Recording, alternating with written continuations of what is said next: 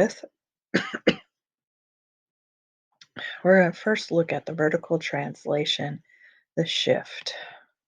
A vertical translation is made on a function by adding or subtracting a number to the function. The letter k represents the translation for the y direction. So we have an example here. It's just a linear equation, y equals x plus 3. It has been translation up by 3. Here's another example. This time it's a quadratic, y equals x squared minus 5. This has been a translation down. The translation up is also called a vertical shift up, and a translation down is also called a vertical shift down. All right, let's take a look at what happens when we see something with the absolute value. So you've seen absolute values. Please notice that the parent function is in red.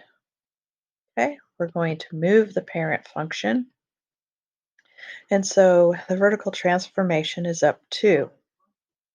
So the vertical changes to 0, 2, and the vertex, HK, we're going to place the 2 where the K is in the transformation formula. And notice that we're going to rewrite the formula as the absolute value of x plus 2.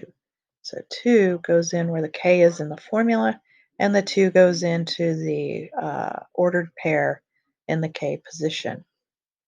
Let's look at this line, y equals x minus 1. So the parent function is shown in red, y equals x, straight line. Now we have lowered this by 1. We would call that, say that the y-intercept is now -1. Okay, but it really shifts the entire line down by -1. Okay, notice that linear equations will only do a transformation up or down. Let's take a look at the quadratic, okay? So the quadratic, remember, is ax minus h squared plus k. So in red is your parent function. Vertex goes through 0, 0. We're going to do 2 vertical transformations. And again, we're looking at the k position. So for the first one, the one in green, it moved up. The vertex moves up to 0, 2. So the 2 goes in the place where the k is, so y equals x squared plus 2. It moved up 2.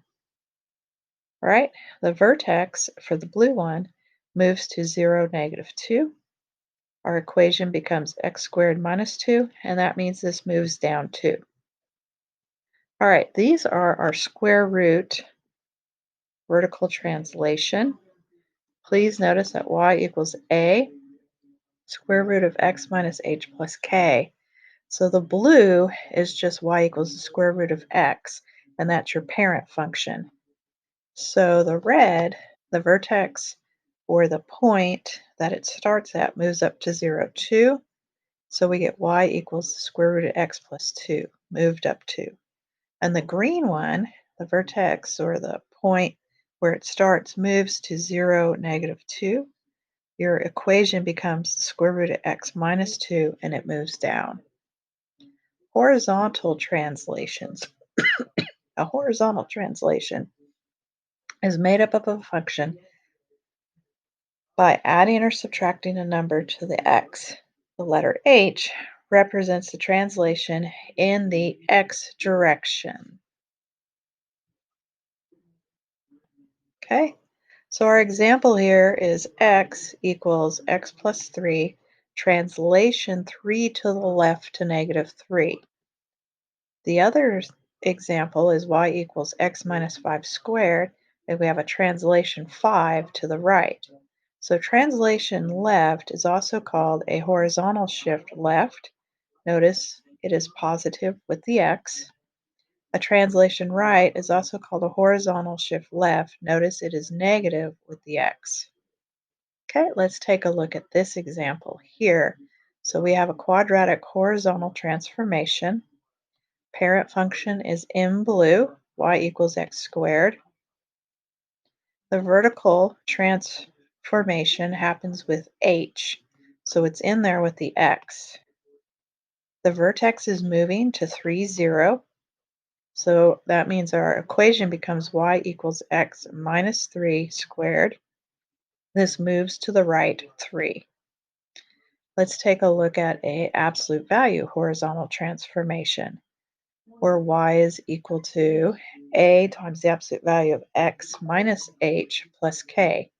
Notice the parent function for the square root would have been y equals the absolute value of x. The vertical transformation happens with h. The vertex was moved to negative 2, 0. Y equals the absolute value of x plus 2, and it moves left negative 2. So notice that the number, because it's negative, changes the x minus h to x plus h.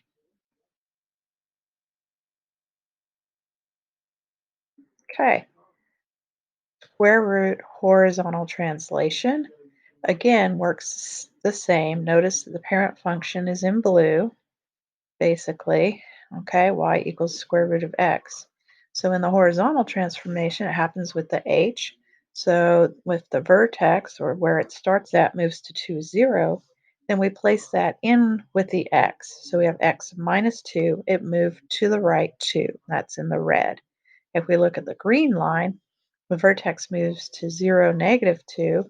So y is equal to the square root of x plus 2. Again, notice that it changed it to a plus, and it moves left 2.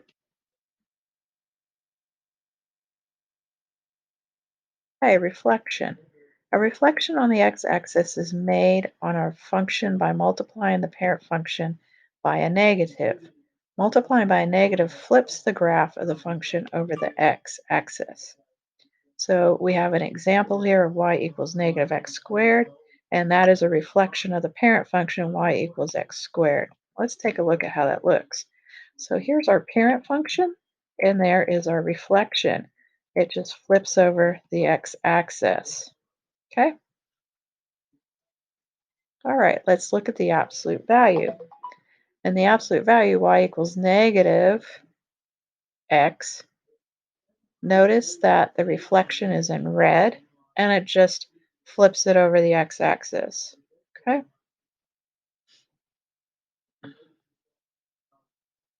A stretch is made on a parent function by multiplying the parent function by a number x such that like the absolute value of x is greater than 1. Example, y equals 3x squared. So the stretch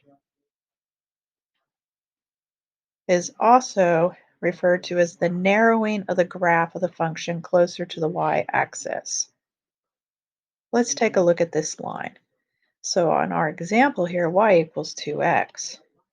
Notice how the blue line becomes closer to the y-axis. Okay, so that is a stretch of the parent function. Y equals 2x, and it's by a factor of 2. The shrink is made on a function by multiplying the parent function by a number such that you're between 0 and 1. So let's look at 1/2. We call this a shrink or a compression, uh, and it's referred to as the widening of the graph of the function closer to the x-axis, away from the y-axis. Let's take a look at 1/4. Okay, notice that we have a shrink of the parent function y equals 1/4 x by a scale factor of 1/4. Notice how the line just becomes shallower. It goes away from the y-axis. So let's look at these absolute values shrink and stretch and shrink. So the green line is your parent function, okay? And then we have numbers in front of your parent function. So the red one has a slope of the lines is 2. So y is equal to 2 absolute value of x. Notice the stretch of 2 towards the y-axis. It becomes narrower, so it stretches. The slope of the lines become a half, then y equals 1/2 absolute value. Notice how it goes away from the y-axis. It widens. All right, let's take a look at what happens when we combine two transformations. Okay, so blue is the parent function, and we're given the equation y equals x minus 3 squared minus 4. Notice that the equation tells you that the vertex is 3 comma -4. So the parabola moves right 3 and then down 4. And that concludes our transformations of different types of functions. Thank you.